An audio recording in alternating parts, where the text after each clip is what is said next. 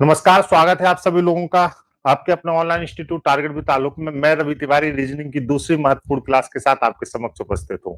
तो हम लोग रीजनिंग की इस दूसरी महत्वपूर्ण क्लास को शुरू करें।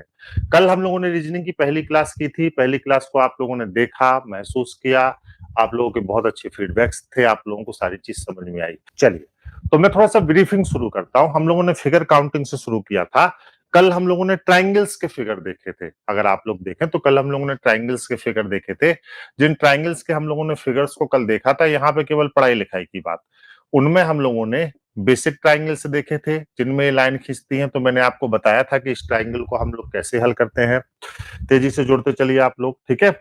इसके बाद फिर हम लोगों ने ये देखा था कि अगर किसी ट्राइंगल्स में हॉरिजेंटल लाइंस खींची जाए तो उन हॉरिजेंटल लाइंस को हम लोग कैसे कनेक्ट करते हैं, उसको हम लोग कैसे जोड़ते हैं, ठीक है। तो ये हॉरिजेंटल लाइंस वाला भी हम लोगों ने देखा था। हॉरिजेंटल लाइंस के बाद जब हम लोग आगे बढ़ते हैं तो फिर हम लोगों ने ये देखा था कि ये हॉरिजेंटल लाइन अगर किसी शीर्ष तल से चली जाए तो हम लोग इसको कैसे करते हैं। फिर हम लोगों ने ये देखा था कि किसी आयत या वर्ग में यदि दोनों विकर्ण खींच दिए जाएं तो त्रिभुजों की संख्या क्या होती है, आप लोगों को अच्छे से याद है। फिर हम लोगों ने ये देखा था कि केंद्र से जाने वाली जो रेखाएं होती हैं उनका त्रिभुजों पर क्या प्रभाव पड़ता है, इसको हम लोगों ने देखा था। त्रिभुजों की संख्या को हम कैसे करते हैं। फिर इसके आगे जब हम लोग बढ़े थे तो हम लोगों ने ये देखा था कि विकर्णवत जो आकृतियां होती हैं, यदि ये जुड़ जाएं, है ना, आपस में कनेक्ट हो जाएं, तो जो जंक्शन इंपैक्ट बनता है, तो हम लोगों ने ये भी देखा था कि जो जंक्शन इंपैक्ट बनता है उस जंक्शन इंपैक्ट का प्रभाव क्या पड़ता है। क्लियर है, इसको भी हम लोगों ने देखा था। याद आ रहा है? हाँ। तो कल हम लोगों की बात हो रही थी, तो कल हम लोगों ने त्रिभुजों की बहुत सारी आकृतियों को देखा था। और आकृति को करते करते अब अगले 40 मिनट आपका घनघोर कंसंट्रेशन हमें चाहिए और आपकी खूबसूरत आंखें केवल मुझे देखेंगी और इस बोर्ड को देखेंगी और किसी को भी अगल बगल नहीं देखेंगी। चलिए, कल हम लोग कहां तक पहुंचे थे? तो कल हम लोग एक ऐसी आकृति तक पहुंचे थे, यहां पर हम लोगों ने इस आकृति को कंप्लीट कर लिया था। इस आकृति के बाद कल हम लोगों ने इस आकृति को भी कंप्लीट कर लिया था, जहां पर आप लोगों ने बताया था कि 29 त्रिभुज है। उसके बाद हम लोगों ने लास्ट में इस आकृति को भी कंप्लीट कर लिया था। यहां तक हम लोग पहुंच गए थे, 44 की संख्या थी, ठीक है। चलिए, इसके बाद हम लोगों ने एक सैडर ट्राइंगल भी देखा था और सैडर ट्राइंगल पर आके हम लोगों ने अपनी बात रोकी थी, क्योंकि यहां से आईएएस ने भी क्वेश्चन पूछा है, यूपीपीसीएस ने भी क्वेश्चन पूछा है और यूपी ट्रिपल एससी ने भी क्वेश्चन पूछा है। कल मैंने जब दो सैडर ट्राइंगल आप लोगों को बनाए थे और एसएससी ने तो अनगिनत बार पूछा है, तो मैंने आपको बताया था कि किसी भी सैडर ट्राइंगल को अगर हम लेते हैं और उस सैडर ट्राइंगल में अगर हमें संख्या देखनी हो तो हम कैसे उस संख्या को देखते हैं। क्लियर है? तो सैडर ट्राइंगल की संख्या का मतलब ये होता है कि जैसे मान लीजिए यह कोई त्रिभुज आपका बना हुआ है यहाँ पे, ठीक है। चलिए, ये त्रिभुज बना हुआ है ना। तो इस त्रिभुजों के लिए मैंने कल आपको क्या बताया था? सिंपल अगर ये त्रिभुज है तो हम सीधे सीधे क्या कहेंगे? हम कहेंगे छोटे त्रिभुजों की संख्या, छोटे त्रिभुजों की संख्या मल्टीप्लाई बाई 2 -5। ठीक है, मैं आपको बताया भी था, अभी मैं बताऊंगा कि परम्यूटेशन कॉम्बिनेशन से हम इसको हल कर रहे हैं। कल जब आपने किया था तो मैंने बताया था कि छोटे त्रिभुजों की संख्या कौन सी होती है, तो आपने गिना था 1 2 3 4 5 6 7 8 9 10 11 12 13 14 15 16। यह क्वेश्चन 3 अलग अलग परीक्षाओं में पूछा गया। आईएएस की परीक्षा ने पूछा, पीसीएस की परीक्षा ने पूछा, लोअर पीसीएस ने पूछा और एसएससी की परीक्षा ने पूछा। और चारों ने अलग अलग तरीके से पूछा। कैसे पूछा ये भी समझ लीजिए। जब ये प्रश्न पूछा गया तो उसमें ये वाली लाइन और ये वाली लाइन नहीं थी। अगर आप फॉर्मूले को लेकर चल रहे हैं तो हम इस फॉर्मूले को, इस सीक्वेंस को तभी अप्लाई कर सकते हैं जब ये जो सैडर ट्राइंगल है, सीढ़ी वाला त्रिभुज है, पूर्ण हो। पूर्ण होने का मतलब है कि इसमें ये वाली लाइन भी होनी चाहिए और ये वाली लाइन भी होनी चाहिए। जब इन परीक्षाओं में इस त्रिभुज को पूछा गया तो ना तो इसमें ये वाली लाइन थी और ना तो इसमें ये वाली लाइन थी। ध्यान रखिए, अगर ये दोनों लाइन इसमें नहीं है तो हम फिर सैडर ट्राइंगल को कंप्लीट नहीं मान सकते। तब आपका ये वाला जो फॉर्मूला है एप्लीकेबल नहीं है, कैलकुलेशन एप्लीकेबल नहीं है। अगर ये लाइन नहीं है तो हमें इस त्रिभुज को उस लाइन की स्थिति में बनाना पड़ेगा। यह हमारी इसकी जरूरत है। कैसे हम उस लाइन की स्थिति में इसको बना सकते हैं, समझिए। जैसे मान लो हमें अगर ये लाइन नहीं दी गई है तो भी हमें हल करने का यही तरीका है। हम इसको हल कैसे करेंगे, तो अब आप समझिए इसको। यहां पर अगर कोई त्रिभुज आपको इस स्थिति में मिलता है तो आप क्या करेंगे, बाकी की काउंटिंग कर लेंगे और ये वाली नीचे वाली काउंटिंग पहले आप नहीं करेंगे, जैसे ये वाली काउंटिंग नहीं करेंगे। अब जब आपने इसको किया तो जो लाइन पूरी है उसको कर लीजिए। आपने यहां लिखा 10, यहां लिखा 11 और यहां लिखा 12, लेकिन आप इस फॉर्मूले को तो लगा नहीं सकते। तो फॉर्मूला लगाने के लिए हम क्या करेंगे, जो लाइन नहीं है उस लाइन को पूर्ण कर देंगे, जैसे हमने इस लाइन को पूर्ण कर दिया। और हमने यहां पे क्या किया, 13, 14 और 15, 16 हमने त्रिभुज कर दिए। और इस त्रिभुज के बाद हमने कहा कि छोटे त्रिभुजों की संख्या 16 है, 2 का गुणा कर दिया और -5 कर दिया। तो 16 दूनी 32 में से 5 गया, कितना बचा, 27। ये तो इस त्रिभुज की कैलकुलेशन है। अब जो लाइन नहीं थी उस लाइन को हम लोग हटा देंगे। तो अगर हमने इस लाइन को और इस लाइन को हटाया तो अब बताओ बेटा, इस लाइन को हटाने से कितने त्रिभुजों का अस्तित्व समाप्त हो गया। तो 14 का हो गया, 13 का हो गया, 15 का हो गया और 16 का हो गया। कितने ट्राइंगल्स का अस्तित्व समाप्त हो गया, 4 ट्राइंगल का अस्तित्व समाप्त हो गया। तो हम इसमें से -4 कर देंगे। तो इस आकृति में त्रिभुजों की संख्या कितनी हो जाएगी, 23। यही सवाल आपसे आईएएस ने भी सी सेट में पूछा और यूपीपीसीएस ने भी आपसे पूछा। क्लियर है, ये दोनों ही परीक्षाओं में सवाल आपसे पूछा गया। तो यहां पे त्रिभुजों की संख्या कितनी हो जाएगी बताओ, 23 हो जाएगी। इसमें कोई दिक्कत है, क्लियर है ये मामला। अगर ये मामला क्लियर है तो आप दूसरे त्रिभुज की तरफ, एक और त्रिभुज की तरफ बढ़ चलते हैं। कैसे, देखो, इसी से आगे एक और त्रिभुज हमने लिया और हमने एक 4 साइडेड ट्राइंगल इस त्रिभुज को लिया। 4 साइडेड ट्राइंगल लेने का मतलब इस त्रिभुज का क्या हो गया, ये देखो, 1 लाइन, 2 लाइन, 3 लाइन और 4 लाइन। आपको त्रिभुज बनाना इसलिए नहीं सीखना है क्योंकि परीक्षा में बना हुआ मिलेगा, आपको हल करना सीखना है, ठीक है। बाकी बनाने का काम आप मुझे छोड़ दीजिए।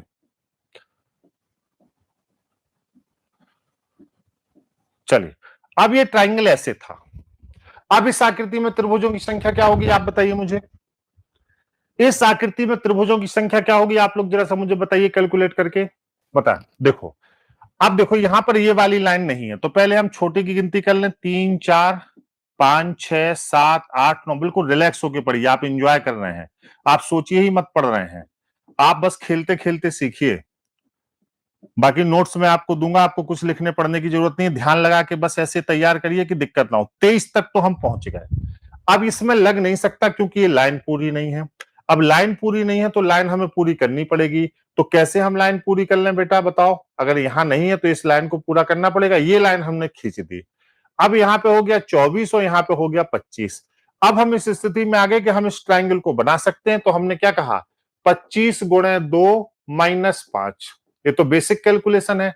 तो ये 45 पर यहां पर हम आ गए। लेकिन चूंकि ये लाइन तो थी नहीं, ये लाइन हम लोगों ने खींची थी, तो हमें इस लाइन को हटाना भी पड़ेगा। जब हम इस लाइन को हटाने के लिए आए तो ये त्रिभुज और ये त्रिभुज यहां पर नहीं था। तो ये त्रिभुज 2 नहीं था, तो हमने 45 में से 2 घटा लिया तो कितना बचा, 43। तो इस अमुक आकृति में त्रिभुजों की संख्या कितनी होगी, 43 होगी। यह क्वेश्चन आपसे पूछा गया यूपी ट्रिपल एससी द्वारा लोअर पीसीएस में, लोअर पीसीएस में और सीपीओएसआई में सेम क्वेश्चन आया। क्लियर है, हाँ। तो यहां पर त्रिभुजों की संख्या कितनी होगी बताओ, 43 होगी। Is that clear. चलिए, अब देखो एक बात समझो, अब यहां से आगे बढ़ते हैं। जैसे मान लीजिए अगर आपसे किसी ने पूछा, अभी हम त्रिभुजों को और लेंगे मिश्रित आकृतियों में, लेकिन मिश्रित आकृतियां बदलने के लिए पहले बेसिक मिश्रित आकृतियों को हल करने के लिए पहले बेसिक इंट्रोडक्शन एक एक बार सबका ले लें। जैसे हमने कहा वर्गों की संख्या। अब वर्ग और त्रिभुज इकट्ठे होंगे, पहले वर्गों की संख्या को करते हैं। एग्जामिनर जब आपसे पूछता है तो वो ये पूछता है वर्गों की संख्या क्या होगी। इस क्वेश्चन को वो 2 तरीके से पूछता है। एक तो आकृति के रूप में पूछता है आपको फिगर देखकर, और एक लैंग्वेज के रूप में पूछता है भाषा के आधार। दोनों ही तरह के प्रश्नों को हमको हल करना है, आकृति के रूप में भी हल करना है और भाषा के रूप में भी हल करना है। कैसे करना है इसको भी समझ लीजिए। देखो बेटा समझिए इसको, वर्गों की संख्या अगर कोई आपसे पूछेगा तो वो ये कहेगा कि निम्न आकृति में वर्गों की संख्या क्या है, निम्न आकृति में नंबर ऑफ स्क्वायर्स क्या है। आकृति आपको पहचाननी पड़ेगी कि दी गई आकृति वर्ग है कि आयत है। जब हम वर्बल लैंग्वेज में होते हैं तो हम आयत और वर्ग को बहुत आसानी से पहचान लेते हैं क्योंकि हमें मेजरमेंट दिया होता है। कैसे, मान लीजिए किसी आकृति की अगर चारों भुजाएं बराबर हैं, ठीक है, जैसे 2 2 2 2, तो आपने कहा स्क्वायर है, आपने क्या कहा, स्क्वायर है।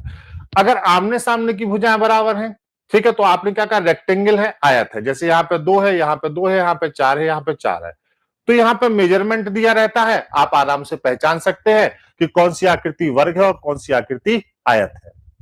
लेकिन नॉन वर्बल की भाषा में आप इसको नहीं पहचान सकते। क्यों? देखो, इसलिए नहीं पहचान सकते, बेटा ध्यान दीजिएगा यहां पे, क्योंकि यहां पर आकृति में आपको मेजरमेंट नहीं दिया रहता, केवल लाइन खींची रहती है। जैसे हमने एक समान एक आकृति यहां बनाई और उसमें हमने लाइन खींच दी, ध्यान देना।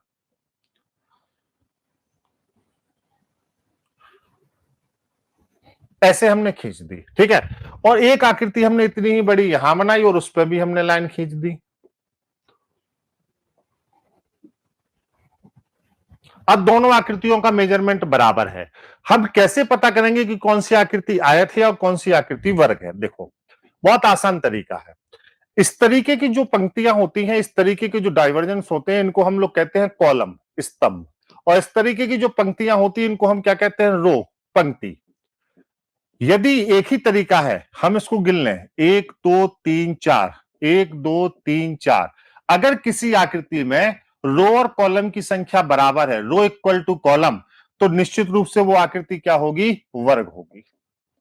तब आप वर्ग में वर्ग की संख्या ज्ञात करेंगे, वर्ग में वर्ग, तब आप क्या करेंगे, वर्ग में वर्ग को ज्ञात करेंगे। अगर किसी आकृति में 1 2 3 1 2 3 4, अब देखो यहां पे 3 है, 3 इज नॉट इक्वल टू 4। अगर किसी आकृति में row is not equal to column है, रो और कॉलम की संख्या बराबर नहीं है, तो दी हुई आकृति क्या होगी, आयत होगी। क्या होगी, आयत। तो फिर हम आयत में वर्ग ज्ञात करेंगे। एग्जामिनर जब आपसे सवाल पूछेगा, वो केवल ये पूछेगा कि वर्गों की संख्या क्या है इस आकृति में। उस आकृति की पहचान, उस आकृति का आइडेंटिफिकेशन वो आपको करना है कि दी हुई आकृति वर्ग है या दी हुई आकृति आयत है। अगर वर्ग है तो आप वर्ग में वर्गों की संख्या ज्ञात करेंगे, और अगर आयत है तो आप आयत में वर्गों की संख्या को ज्ञात करेंगे। क्लियर हो गई बात? क्लियर है? अब सबसे पहले हम टाइप 1 देखते हैं, वर्ग में वर्गों की संख्या को कैसे ज्ञात करते हैं। भाषा के आधार पर भी और आकृति के आधार पर भी, दोनों ही लेते हैं। तो सबसे पहले टाइप 1 में चलते हैं, नंबर ऑफ स्क्वायर। जैसे मान लो कोई हमें आकृति दी गई है, ये आकृति है, और हमें इसमें वर्गों में वर्गों की संख्या को ज्ञात करना है। चलिए,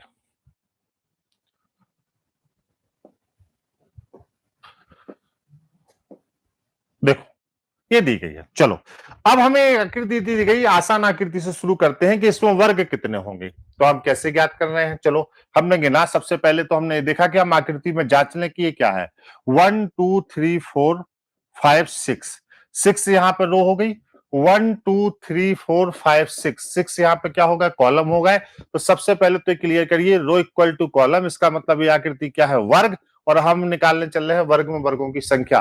अब आपको बाहुबली की तरह गिनना नहीं है, क्योंकि जब आप गिनेंगे तो पहले 1 1 के वर्ग बनेंगे, फिर 2 2 के वर्ग बनेंगे, फिर 3 3 के वर्ग बनेंगे, फिर 4 4 के वर्ग बनेंगे, फिर 5 5 के वर्ग, फिर 2 2 के वर्ग बनेंगे, फिर 3 3 के वर्ग बनेंगे। तो आपको क्या करना है, अगर बेटा रो और कॉलम की संख्या को एक समान है, तो या तो आप रो का स्क्वायर करके जोड़ दीजिए, या आप कॉलम का स्क्वायर करके जोड़ दीजिए। या तो आप रो का स्क्वायर करके जोड़ दीजिए, या तो आप कॉलम का स्क्वायर करके जोड़ दीजिए। ठीक है, तो अब आप बताओ, जब आप इसको जोड़ेंगे, गिनती विनती मत करिए, तो क्या होगा, 36 होगा, फिर क्या होगा, 25 होगा, फिर क्या होगा, 16 होगा, फिर क्या होगा, 9 होगा, फिर क्या होगा, 4 होगा, और फिर क्या होगा, 1 होगा। इन सबको आप ऐड कर दीजिए, क्या आएगा, 6 5 11, 11 6 17, 17 और 9 कितना होगा, 26, 26 4 30 1 31, 3 कैरी किया, 3 3 6 2 8 और 1 9, 91। अभिष्ट आकृति में वर्गों की संख्या कितनी हो जाएगी, 91 हो जाएगी। कितनी हो जाएगी, 91 हो जाएगी, है ना। हाँ, दिमाग लगाने की जरूरत नहीं है, देखिए और उत्तर करिए, थिंक विदाउट इंक। क्लियर? कितनी हो जाएगी, 91 हो जाएगी। कुछ लोग जो पहले पढ़े हुए लुकुर लुकुर कर रहे हैं, ठीक है, चलो आराम से 91 हो जाएगी। क्लियर है? पढ़ने दो सबको भाई, ठीक, आगे बढ़े। अब देखो, जैसे एक आकृति आपको देते हैं, फिर इसी सवाल को भाषा में आपको बताते हैं। पहले बेसिक सबके क्लियर करते हैं, फिर इसमें ट्राइंगल को जोड़ते हैं। स्टेप बाय स्टेप समझना है। आप आसान सवाल कर लीजिए।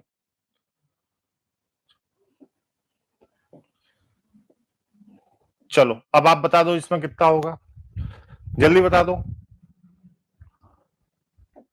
1 2 3 4 5, 1 2 3 4 5, तो ये तो क्लियर हो गया।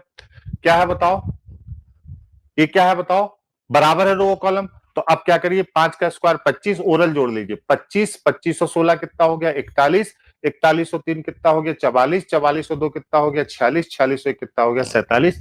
तो बताओ टोटल कितना हो गया। हाँ 25 25 और 16 कितना हो गया, जोड़ लीजिए एक बार। 25 16, ठीक है, 9 और 4 और 1, तो टोटल अगर हम लोग जोड़ देंगे तो कितना हो जाएगा 55 हो जाएगा। तो यहां पे बताओ संख्या कितनी हो जाएगी, 55 हो जाएगी। क्लियर है। हाँ बढ़ते चलिए। अब देखो इसी सवाल को एसएससी ने बेटा आपसे क्या किया, एसएससी ने इसी सवाल को लैंग्वेज में पूछा, सीजीएल में। उनकी लैंग्वेज क्या थी बेटा, उन्होंने कहा कि, ध्यान से सुनिएगा, उनकी लैंग्वेज क्या थी, यदि किसी आकृति में 7 क्षैतिज रेखाओं को और 7 लंबवत रेखाओं को, 7 क्षैतिज का मतलब हॉरिजेंटल और लंबवत का मतलब वर्टिकल या ऊर्ध्वाधर। ध्यान से सुनिएगा, आपको कैसे बेवकूफ इन्होंने बनाया। उन्होंने कहा यदि किसी आकृति में 7 क्षैतिज रेखाओं को और 7 ऊर्ध्वाधर रेखाओं को परस्पर इस प्रकार खींचा जाए कि उस आकृति से बनी प्रत्येक आकृति एक आयत या वर्ग की तरह दिखे।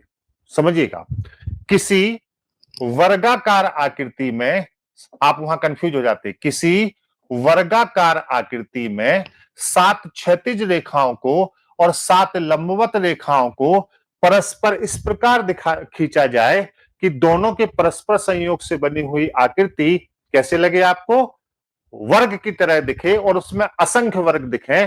तो बनने वाली ऐसी आकृति में कुल वर्गों की संख्या क्या होगी। समझ में आया प्रश्न। तो भैया 7 क्षैतिज को देखना है और 7 लंबवत को देखना है। इसका मतलब है हम ओरल इस सवाल को लगा सकते हैं कि हमें सबसे पहले 6 का स्क्वायर करना है, फिर 5 का स्क्वायर करना है, फिर 4 का स्क्वायर करना है, फिर 3 का स्क्वायर और फिर 2 का स्क्वायर और फिर 1 का स्क्वायर और हमें जोड़ देना है, काम खत्म। समझ रहे हैं कैसे, क्योंकि अगर 7 क्षैतिज हैं और 7 लंबवत हैं तो इसका मतलब है रो और कॉलम बराबर होंगे तो आकृति क्या होगी, वर्ग होगी।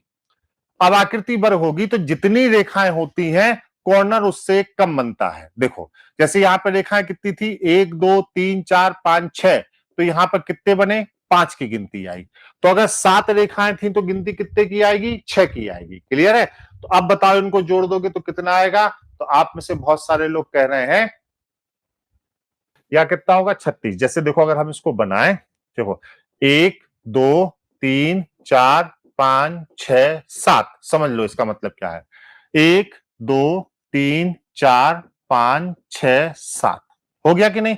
अब ये 7 क्षैतिज हो गई और 7 लंबवत हो गई। एक वर्गाकार आकृति में 7 क्षैतिज और 7 लंबवत रेखाओं को परस्पर इस प्रकार संयोजित किया गया है कि उनके परस्पर संयोग से बनी हुई प्रत्येक आकृति वर्ग की तरह दिखाई देती है। इस संयोजित आकृति में कुल वर्गों की संख्या कितनी होगी, तो कितनी होगी आपने निकाल दिया। तो आप कहेंगे 1 2 3 4 5 6 और 1 2 3 4 5 6, 6 का स्क्वायर 5 का स्क्वायर 4 का स्क्वायर 3 का स्क्वायर 2 का स्क्वायर 1 का स्क्वायर जोड़ देंगे तो कितना हो जाएगा, 91 हो जाएगा। क्लियर है। हाँ 91 हो जाएगा। क्लियर है। बढ़ते चलो, क्लियर हो गई ये बात।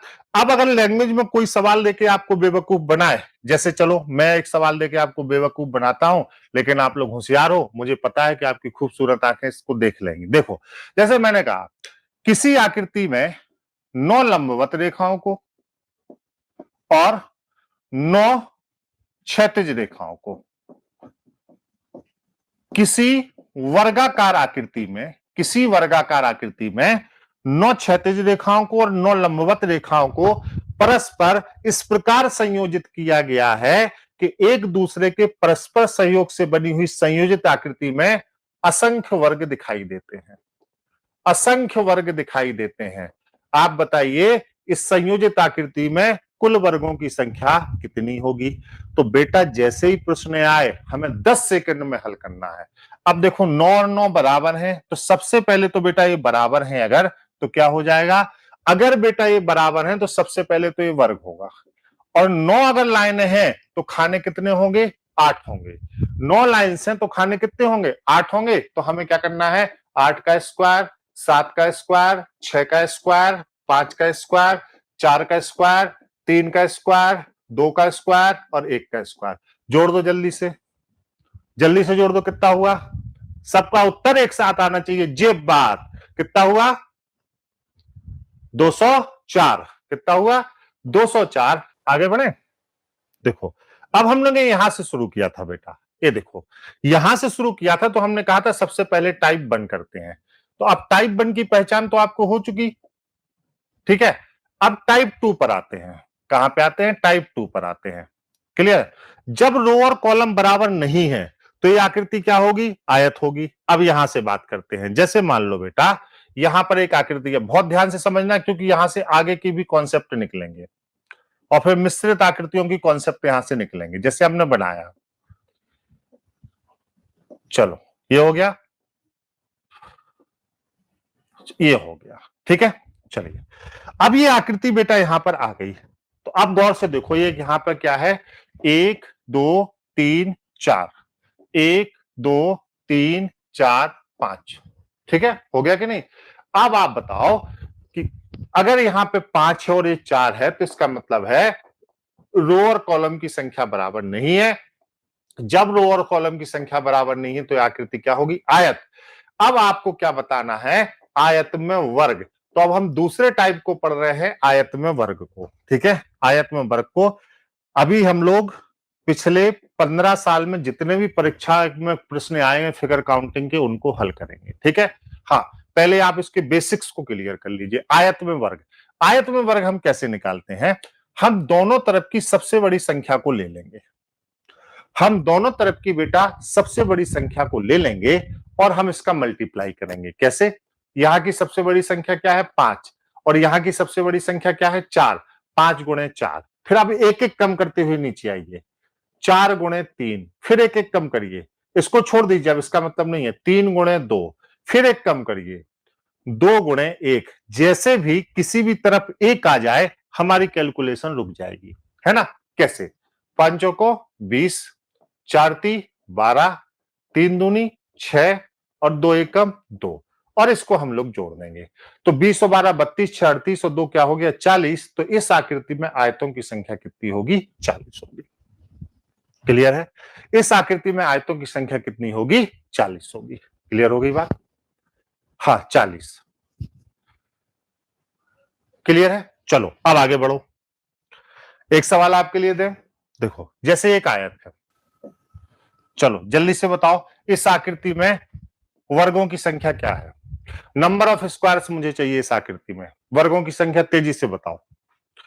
इस आकृति में वर्गों की संख्या तेजी से मुझे चाहिए। और इसी सवाल को जब हम भाषा में लिखेंगे, लैंग्वेज में, जब तक आप हल करिए मैं भाषा में लिख रहा हूं, तो हम लोग क्या लिखेंगे, किसी आकृति में 7 क्षैतिज एवं लंबवत रेखाओं को, 7 क्षैतिज किसी वर्गाकार आकृति में या आयताकार आकृति में 7 क्षैतिज एवं 9 लंबवत रेखाओं को परस्पर इस प्रकार संयोजित किया गया है कि उसके परस्पर सहयोग से बनी हुई प्रत्येक आकृति एक वर्ग या आयत की तरह दिखाई देती है। इस संयोजित आकृति में कुल वर्गों की संख्या क्या होगी, कुल वर्गों की संख्या क्या होगी, बताइए। अभी सीट में जो एक क्वेश्चन लैंग्वेज में आए हैं मैं आपको हल कराऊंगा, तो बेटा कुछ नहीं करना है, यहीं से देख लो, वहां पे तो बाद में चलना है। अगर ये 7 है और ये 9 है, इसका मतलब ये आपस में एक दूसरे के बराबर नहीं है, तो पहले तो ये क्या होगा, आयत। अब हमें आयत में वर्ग ज्ञात करना है, तो 7 है तो 7 से छोटी संख्या क्या होगी, 6, और 9 है तो 9 से छोटी संख्या क्या होगी, 8। इसी का मल्टीप्लाई नीचे कर दीजिए, ये हो जाएगा 5 गुणे 7, ये हो जाएगा 4 गुणे 6, ये हो जाएगा 3 गुणे 5, ये हो जाएगा 2 गुणे 4, ये हो जाएगा 1 गुणे 3। क्लियर है? जैसे ही एक आ गया हमारी कैलकुलेशन खत्म हो गई। जैसे ही एक आ गया हमारी कैलकुलेशन क्या हो गई? खत्म। अगर हम यहां से भी गिनते तो भी वही आता। कैसे? देखो, समझते चलना। 1 2 3 4 5 6, एक तरफ 6 आ गया। 1 2 3 4 5 6 7 8, एक तरफ क्या आ गया? 8। तो एक तरफ की सबसे बड़ी संख्या क्या हो गई? 8, और एक तरफ की सबसे बड़ी संख्या क्या हो गई? 6। हम दोनों का गुणा करते जाएंगे। अब बताओ बेटा कितना होगा? तो ये हो जाएगा 48, ये हो जाएगा 7 पन्ना 35, ये हो जाएगा 4 छंग 24, ये हो जाएगा 3 5 6 15, ये हो जाएगा 2 चौको 8, और ये हो जाएगा 3 एकम 3। क्लियर है? जोड़ दो, कितना आ जाएगा? तो आप कहेंगे सर ये 133 आ जाएगा। 133 अगर आ गया तो इस अभीष्ट आकृति में वर्गों की संख्या कितनी हो जाएगी? 133 हो जाएगी। अगर भाषा के हिसाब से भी क्लियर है और फिगर के हिसाब से भी क्लियर है। बोलो कोई दिक्कत है? अब एक सवाल मैं आपको देता हूं, फिर मैं एक मिश्रित आकृति पे चलता हूं। देखो एग्जाम वाले खेल कैसे करते हैं। बढ़ते चलो। देखो बेटा, यहां पर देखो सबसे बड़ी बात क्या है कि जैसे मैंने आपसे कहा भाषा में, ठीक है, कि एक वर्गाकार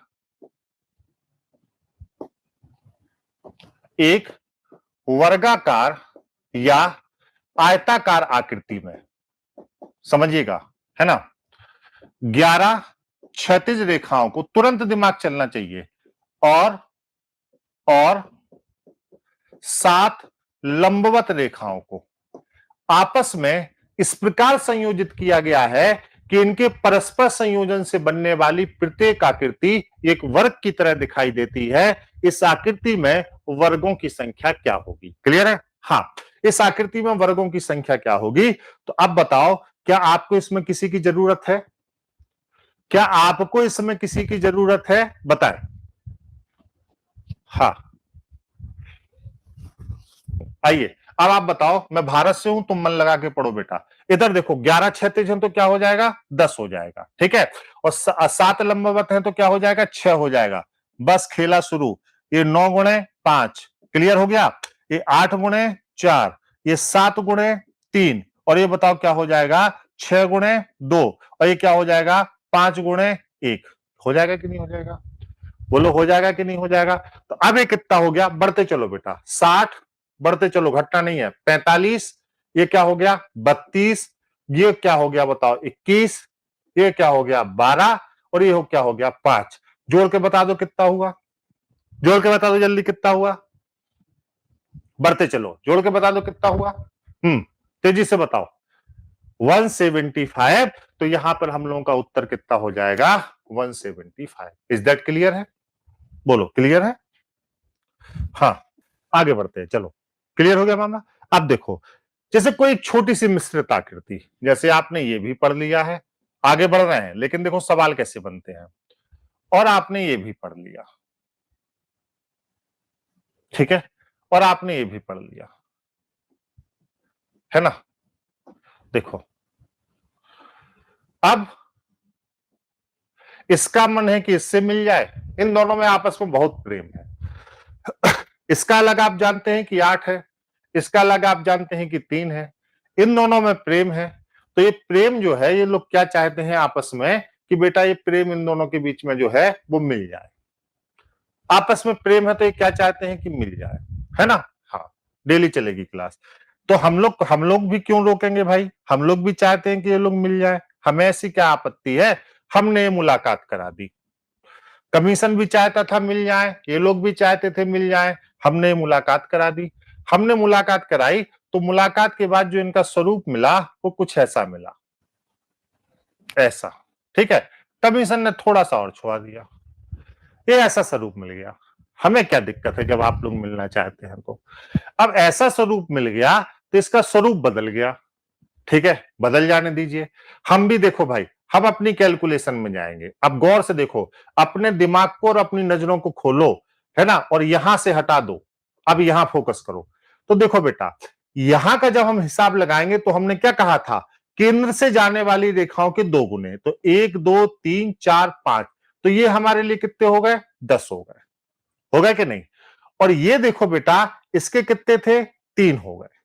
ये कितने थे? 3 13। लेकिन गौर से देखो कि यहां पर बेटा ये जंक्शन इंपैक्ट बना।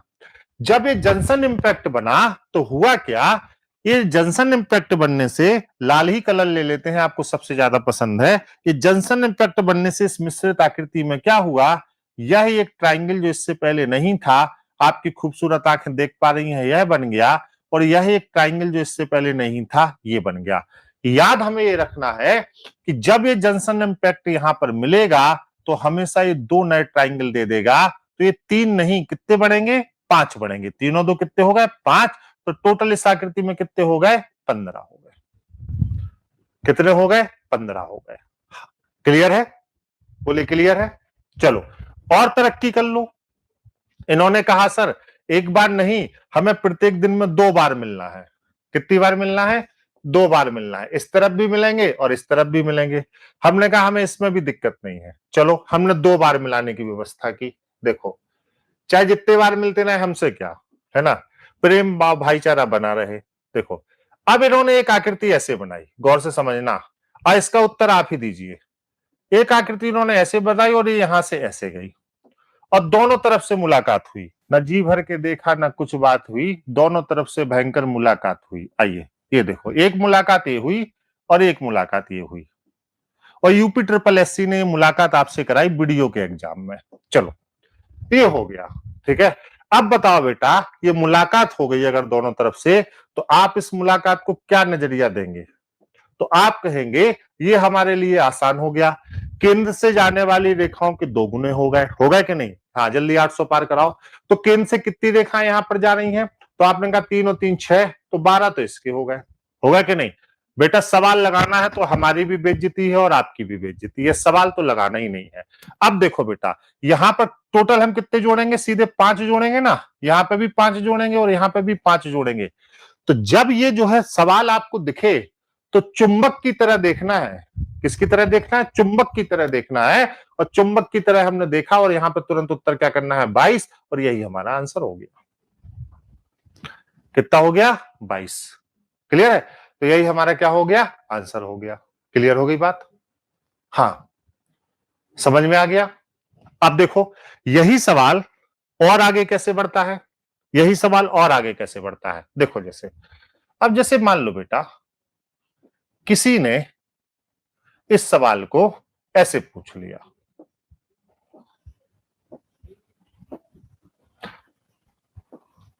अब इस सीट में सारे तरीके के सवाल आएंगे, ठीक है। ये वाला तो क्लियर हो गया, ठीक है, इसमें तो कोई दिक्कत नहीं है। ये वाला तो क्लियर है फिगर हम लोगों को, इसमें तो कोई दिक्कत नहीं है। चलिए अब जैसे देखो, एक चीज देखते हैं, फिर हम मिश्रित आकृतियों को बनाएंगे। पहले हम देखते हैं बेटा, समांतर रेखाओं के युग्म और आयतों की संख्या। समांतर रेखाओं के युग्म और आयतों की संख्या, ये थोड़ा सा कठिन सवाल है, इसको समझना भी ज्यादा है। समांतर रेखाओं के युग्म और आयतों की संख्या, तभी हम लोग और मिश्रित आकृतियों पर जा पाएंगे। पहले एक एक करके बेसिक क्लियर करते चलते हैं। कैसे बनता है समांतर रेखाओं का युग्म और आयतों की संख्या? युग्म तो हम लोग जानते हैं, 800 पार हो गया, 900 पार कराओ। चलो समांतर रेखाओं के युग्म तो हम तो लोग जानते हैं कैसे बनते हैं। देखो, युग्म आप अच्छे से जानते हैं, है ना। युग्म क्या होता है ये आपसे अच्छा कोई नहीं जानता है बेटा, ठीक है। पेयर, जैसे मान लो समांतर रेखाओं के युग्म का मतलब है कि यदि 2 लाइनें एक दूसरे के पैरेलल हैं, जैसे ये ए है और ये बी है, हम कहें कि कितने युग्म हैं, तो आप कहेंगे एक युग्म है। कौन सा? ए ने बी के साथ बनाया या बी ने ए के साथ बनाया, लेकिन युग्म में ये एक ही है। अगर हमने यहां पे लाइन खींच दी, जैसे हमने एक को कहा सी, एक को कहा डी, तो सी ने डी के साथ बनाया या डी ने सी के साथ बनाया, लेकिन ये युग्म एक ही है। अब आपको एक परीक्षा में क्या किया गया? प्लस का निशान यहां पे बना दिया गया और प्लस का निशान बनाकर आपसे पूछा गया कि बताओ कितने युग्म है। प्लस का निशान बना के आपसे पूछा गया कितने युग्म है। एक भी युग्म नहीं होगा, क्योंकि समांतर रेखाओं के युग्म आपसे पूछे जा रहे हैं। यहां पर दोनों ही रेखाएं एक दूसरे के समांतर नहीं है। रेखाएं तो 2 हैं, लेकिन एक दूसरे के समांतर नहीं है, तो यहां पर कोई युग्म नहीं होगा। क्या होगा? कोई युग्म नहीं होगा, कोई युग्म नहीं होगा। क्लियर है? हाँ, कोई युग्म नहीं होगा, ये बात क्लियर हुई। बढ़ते चलिए बेटा, ठीक है। कोई युग्म नहीं होगा। तो अब हमें जब समांतर रेखाओं के युग्म बनाने हैं, यहां तो आसान है कि आपके पास दो लाइनें खींची हैं तो आपने कहा एक युग्म है। लेकिन जब लाइनों की संख्या बहुत ज्यादा हो तो हम युग्म को कैसे निकालते हैं? जैसे मान लो बेटा, हमने यहां पे कहा 1 2 3 4 5 6 7 8 9 10 और 10 लाइनें हमने एक दूसरे के समांतर खींची, या हमने आपको भाषा में लिख के दे दिया कि 10 क्षैतिज रेखाएं समांतर रेखाओं के कुल कितने युग्म बनाएंगी आपस में, या 10 लंबवत रेखाएं ऊर्ध्वाधर रेखाएं समांतर रेखाओं के कितने युग्म बनाएंगी। तो हम कैसे करेंगे इसको, है ना? कैसे करेंगे इसको? देखो, ऐसे करेंगे कि जब बेटा आपको रेखाएं दी गई हो तो आपको गिनती करना है अंदर से। 1 2 3 4 5 6 7 8 9। जब समांतर रेखाओं के युग्म पूछे जाए तो गिनती अंदर से करिए। 1 2 3 4 5 6 7 8 9। क्लियर है? चलिए अब गौर से देखो, अगर ये हो गया तो 9 और 8 17, 17 और 7 24, 24 6 30, 30 5 35, 35 4 39, 3 42, तो 42 2 44, 1 45। तो बताओ कुल समांतर रेखाओं के युग्म कितने हो गए? 45, है ना? क्योंकि ए ने बी के साथ बनाया, फिर ए ने सी के साथ बनाया। अगर हम इतना डीलिंग करेंगे या फिर इतना हम वो करेंगे तो शायद हम उत्तर नहीं निकाल सकते। जैसे आप कहते हैं कि टोटल कितनी है? 1 2 3 4 5 6 7 8 9 10। तो आप इसको क्या कहते हैं? टोटल 10 है और पार्टिसिपेशन के लिए कम से कम कितनी चाहिए? तो आप कहते हैं 10C2। तो बेसिकली हम परम्यूटेशन कॉम्बिनेशन पढ़ रहे हैं लेकिन अपनी लैंग्वेज में। तो इसको आप क्या लिखते हैं? 10 गुणे 9 बटे 2 गुणे 1। 2 से 5 को काट दीजिए, 5 नंबर कितना हो गया? 45। तो यहां पर कितना आ जाएगा? 45 आ जाएगा। क्लियर? तो basically this is the format of permutation combination apply in figure counting. Clear है? हम पढ़ वही रहे हैं लेकिन अपने तरीके से पढ़ रहे हैं। फिर समझिए, अगर मान लीजिए यही रेखाएं ऐसे खींची गई हैं, यही रेखाएं ऐसे खींच दी जाए, 1 2 3 4 5 6 7 8। चलो, और अब हम कहें कि समांतर रेखाओं के कितने युग्म हो गए? चलो, अब हम कहें समांतर रेखाओं के कितने युग्म होंगे तो आप क्या कहेंगे? तो देखो, ऊपर कम नीचे कम। ऊपर से नहीं गिन देना, गलत हो जाएगा। 1 2 3 4 5 6 7। कितने होंगे? 7। तो अब हम ऐसे गिनेंगे, 7 और 6 13, 13 5 18, 18 4 22, 22 3 25, 25 2 27 और 1 28। तो इस आकृति में समांतर रेखाओं के कितने युग्म होंगे? 28 होंगे। ये भी क्लियर हो गया। अब बेटा ऐसे युग्म अलग गिन रहे हैं, ठीक है, और ऐसे युग्म अलग गिन रहे हैं। दोनों तरीके के युग्म को अलग अलग गिन रहे हैं। अगर एग्जामिनर इन दोनों को इकट्ठा कर दे, संयुक्त कर दे, और फिर आपसे पूछा जाए कि समांतर रेखाओं के कितने युग्म होंगे, तो क्या करिएगा? जैसे मैं एक नई आकृति बनाता हूं, एग्जामिनर ने कहा, चलो ध्यान से समझिएगा, यहीं से क्वेश्चन बने हैं 3 और यहीं से मिश्रित आकृतियां भी बन रही हैं, ठीक है। चलो, हमने कुछ लाइन इस तरफ खींची और कुछ लाइन हमने इस तरफ खींच दी, और हमने बताया कि दी हुई आकृति में समांतर रेखाओं के कुल कितने युग्म होंगे।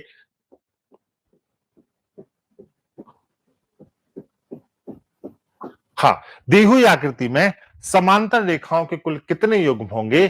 तो अब आपको बेटा कैसे बताना है? देखो, जैसे मैंने जब ये प्लस का निशान बनाया था तो मैंने आपसे क्या कहा था कि देखो, अगर कोई रेखा इस प्रकार से है तो वो समांतर रेखाओं के युग्म नहीं बना सकती। क्यों? क्योंकि ये रेखा, ये वाली रेखा कभी भी इस रेखा के साथ समांतर रेखा के युग्म नहीं बनाएगी, संभव ही नहीं है। क्यों? क्योंकि भाई ये इसके साथ बना सकती है और ये इसके साथ बना सकती है, लेकिन ये इसके साथ नहीं बनाएगी क्योंकि ये एक क्षैतिज है और एक ऊर्ध्वाधर है। हम कैसे बेटा इसकी काउंटिंग करेंगे? तो हम दोनों तरफ के समांतर रेखाओं के युग्म को जोड़ लेंगे, जैसे 1 2 3 4 5 6। क्लियर है?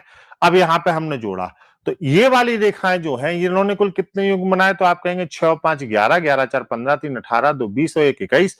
तो आपने कहा इस तरफ बने 21। फिर हमने यहां कहा 1 2 3 4 5 6 7। 7 और 6 13, 13 5 18, 4 22, 3 25, 2 27, 1 28। इस तरफ कितने बने? 28। तो इस आकृति में कुल समांतर रेखाओं के कितने युग्म हो गए बेटा? तो अगर हम दोनों को जोड़ दें तो इस आकृति में समांतर रेखाओं के युग्म निकल आएंगे। तो हमने कहा कुल युग्मों की संख्या 28 और 21 को जोड़ दिया तो कितना हो गया? 49 हो गया। तो बताओ कुल युग्म कितने हो गए? 49 हो गए। कितने हो गए बताओ? 49 हो गए। ध्यान दीजिएगा, बहुत खतरनाक चीज एक आने वाली है। इतनी बात पहले सबको क्लियर हो गई? बताइए, इतनी बात सबको क्लियर हो गई? बताइए। अब देखो बेटा, जब भी किसी आकृति में आयतों की संख्या पूछी जाए, हमेशा ध्यान रखो ये दोनों एक दूसरे के साथ क्यों लिखे जाते हैं?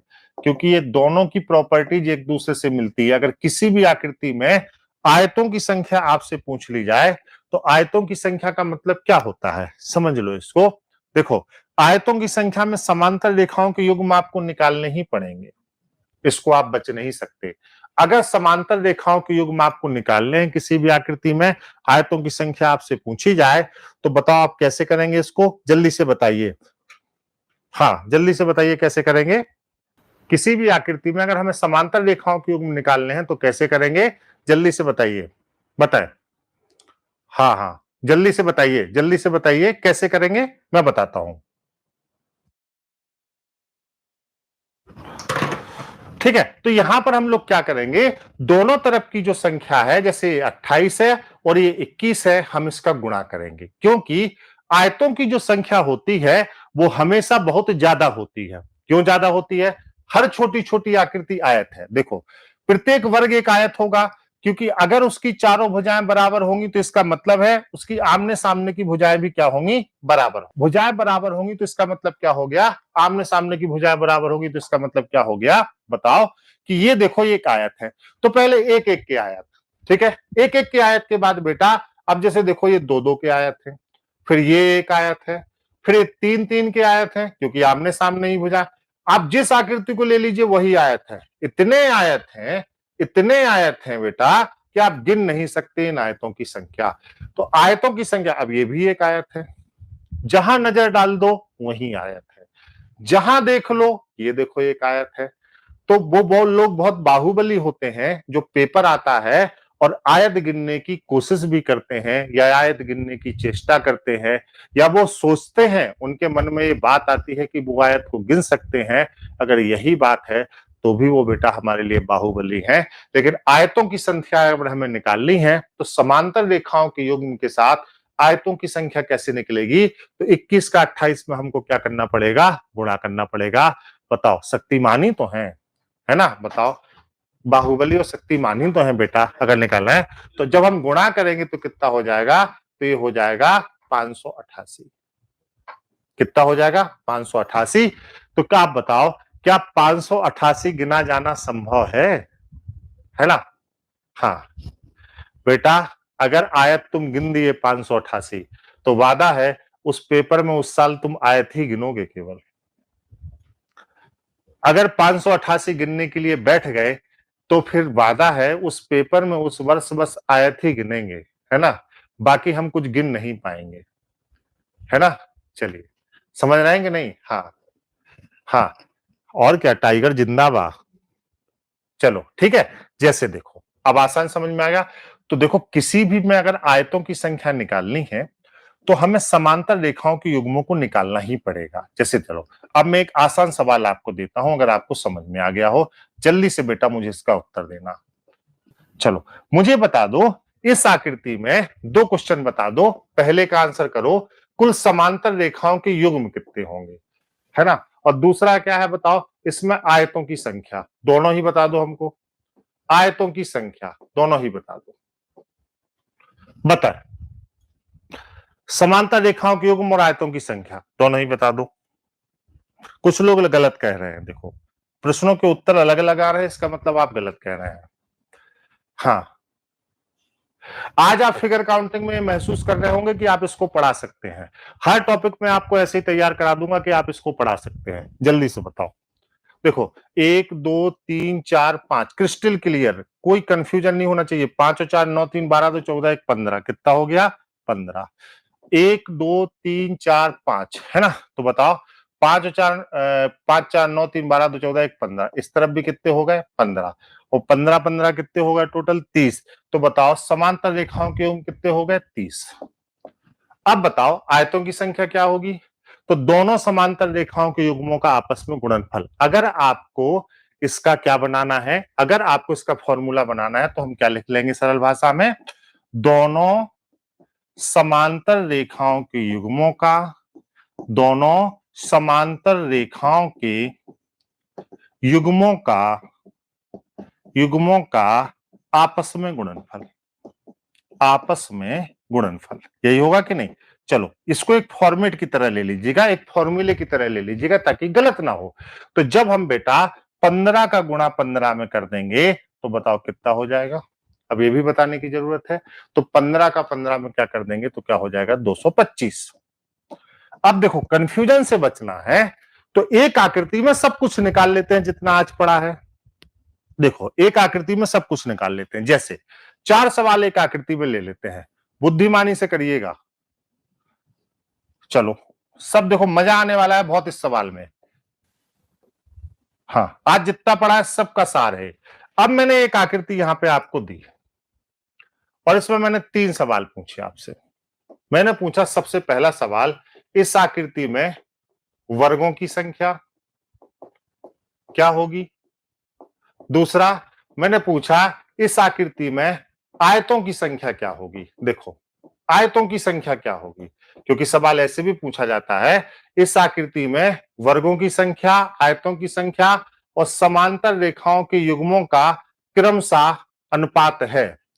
समांतर रेखाओं के युग्मों का क्रमशः अनुपात है। समांतर रेखाओं के युग्म कितने होंगे। 3 सवाल मैंने आपसे पूछे। चलो तीनों एक ही आकृति से आपको बताने हैं, बता सकते हैं। जल्दी से उत्तर करिए, तेजी से उत्तर करिए, तीनों का बताइए। क्लियर है। चलो अब यहां पे देखो, सबसे पहले हमने यहां पे देखा 1 2 3 4 5 6 7 8 9, 1 2 3 4 5 6 7। अब देखो सबसे पहले बेटा आप लोग वर्गों की संख्या उत्तर करिए। वर्गों की संख्या कितनी होगी पहला उत्तर करिए। तो एक तरफ बेटा 7 है और एक तरफ क्या है 9। ये क्या है आयत, ये क्या है आयत, क्योंकि रो और कॉलम बराबर नहीं है। याद आ गया, row is not equal to column, row और कॉलम बराबर नहीं है तो ये आयत है। और आयत में वर्गों की संख्या आपको ज्ञात करनी है तो आप क्या कहेंगे 9 मल्टीप्लाई बाई 7। दोनों तरफ की सबसे बड़ी संख्याओं का गुणा करना था, 9 मल्टीप्लाई बाई 7। ठीक है, फिर बताओ क्या हो जाएगा, पहले वर्गों की संख्या निकालो। तो ये क्या हो जाएगा 8 मल्टीप्लाई बाई 6, फिर क्या हो जाएगा 7 मल्टीप्लाई बाई 5, फिर क्या हो जाएगा 6 मल्टीप्लाई बाई 4, फिर क्या हो जाएगा 5 मल्टीप्लाई बाई 3, फिर क्या हो जाएगा 4 मल्टीप्लाई बाई 2 और फिर क्या हो जाएगा 3 मल्टीप्लाई बाई 1। याद आया। तो इसको जब जोड़ेंगे बेटा तो क्या आ जाएगा, तो आ जाएगा 9 7 63, 8 6 48। हाँ कोई मेरा शेर अगर जोड़ा हो तो उत्तर कर दे। 7 पन्ना 35, फिर क्या हो जाएगा बेटा 6 चौको 24 हो जाएगा, फिर क्या हो जाएगा 5 ती 15 हो जाएगा, फिर क्या हो जाएगा 4 दूनी 8 हो जाएगा। अब बताओ फिर क्या हो जाएगा 3 एकम 3 हो जाएगा। सबको जोड़ दें, अगर सबको जोड़ देंगे तो उत्तर कितना आएगा बताओ 196 है ना। तो यहां पर उत्तर आप लोगों के हिसाब से 196 आ रहा है, तो ये वर्ग हो गए।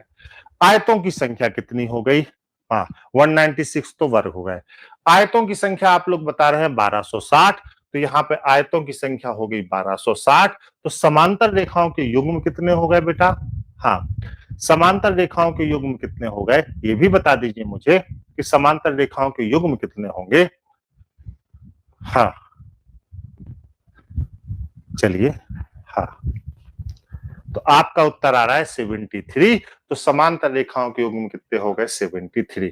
तो ये तीनों सवाल मेरे प्यारे भाई बहनों ने बताया, मेरे शेरों ने बताया, ये कितना होगा 196 होगा, 1260 होगा और 73 होगा।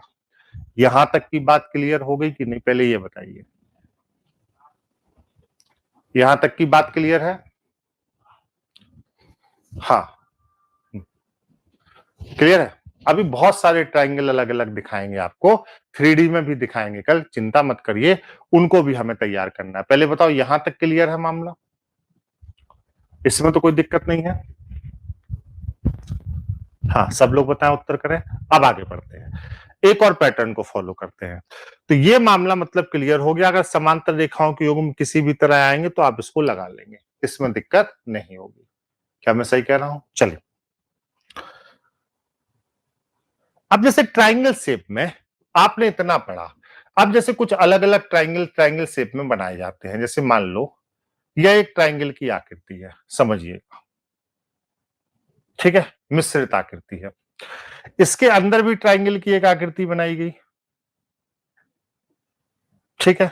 चलो, अब इस आकृति को अरेंज किया गया, ध्यान दीजिएगा।